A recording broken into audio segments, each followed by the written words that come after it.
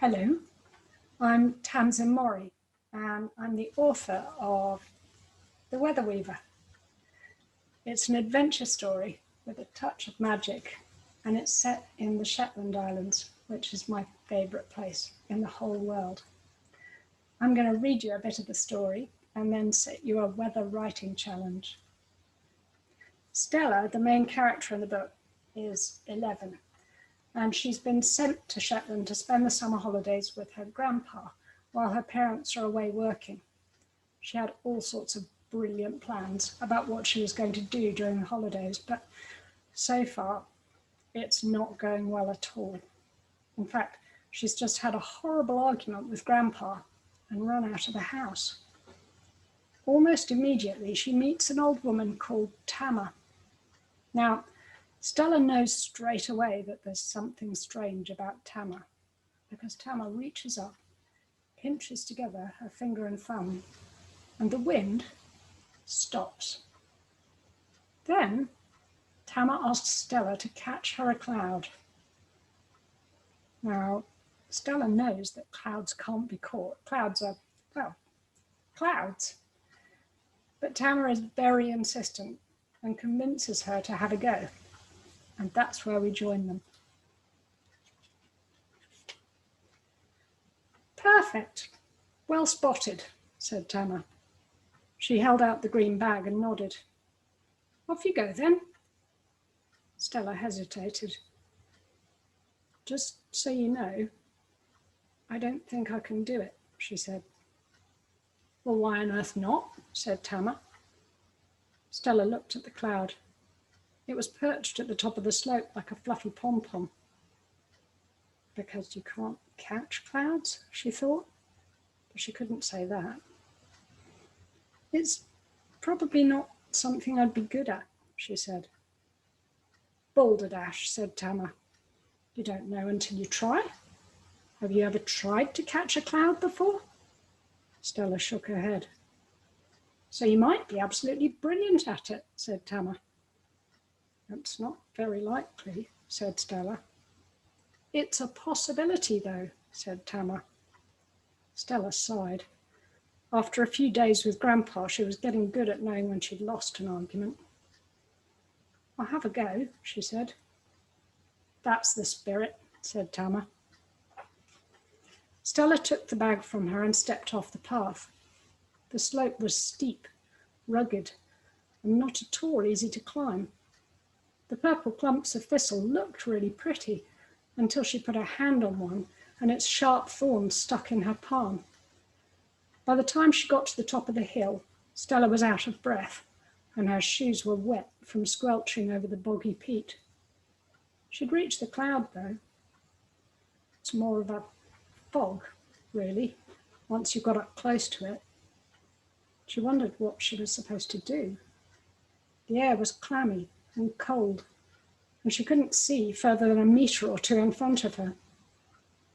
Feeling a bit silly, she held out the bag and flapped it about a bit, trying to scoop up some cloud. She looked inside, but the bag was still very definitely empty. Stella tried holding the bag open and calling to the cloud in a sweet voice. Yeah, cloudy, cloudy, cloudy. The neighbours at home always got their cat in at night by calling to it like that. Didn't seem to work on clouds, though. She dropped her arms, letting out a small puff of frustration.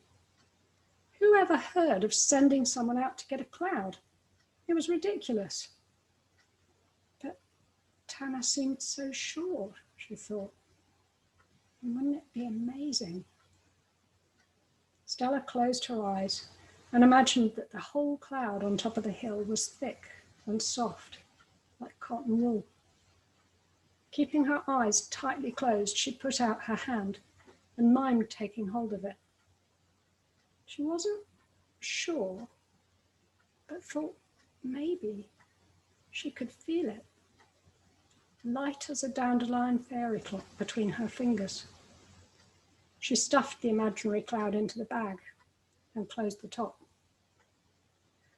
When she opened her eyes and looked at the bag, It didn't look empty anymore. In fact, he looked quite fat, like a bag with a cloud inside it might look. Stella shook it gently. It was definitely full of something. She suddenly realised a cloud would probably find it pretty easy to get out of the bag. She had to get it back to Tamar, now, before it escaped. She rolled the top of the bag tightly closed and set off at a jog, dodging the thistles and jumping between tufty clumps of grass. It was much easier going down. When she got back to the path, Tamar tilted her head. "So?" she said.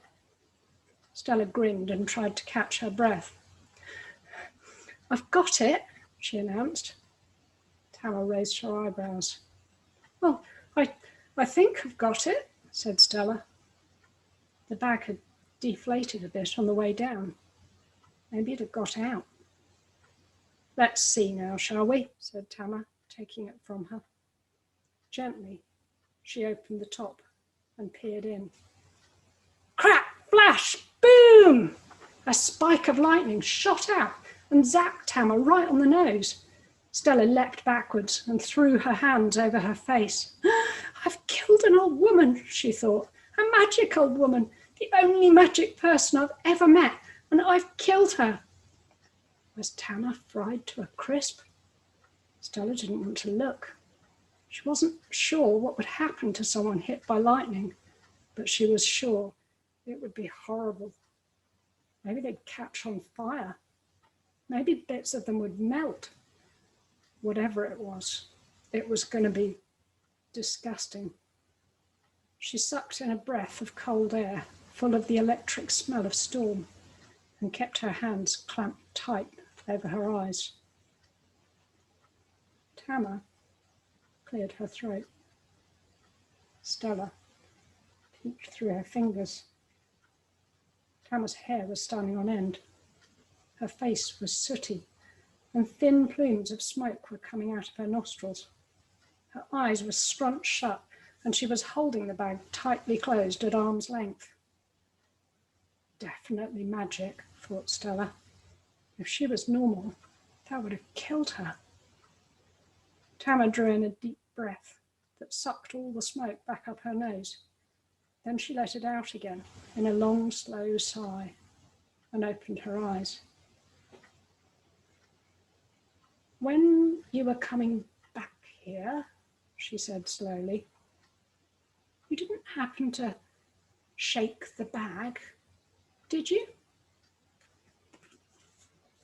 Now, I'm sure if I asked you if you'd like to be able to choose the weather, you'd say, "Yes, please." Most of us have got a favourite weather, one that conjures up a certain mood. But what if the weather matched itself to your mood, whether you wanted it to or not? That could be tricky. There might be accidental lightning. It might rain all over you if you got in a grump. Stella has just caught her first cloud. I think she's got some stormy times ahead. Now I'm going to give you a little weather writing challenge. I'd like you to imagine that you've just caught your first cloud. What weather would you choose? And what would you use it for? When you're writing about weather, I'd like you to think about all your different senses. So what does it sound like? What does it look like? What does it feel like? What does it smell like? Even taste like?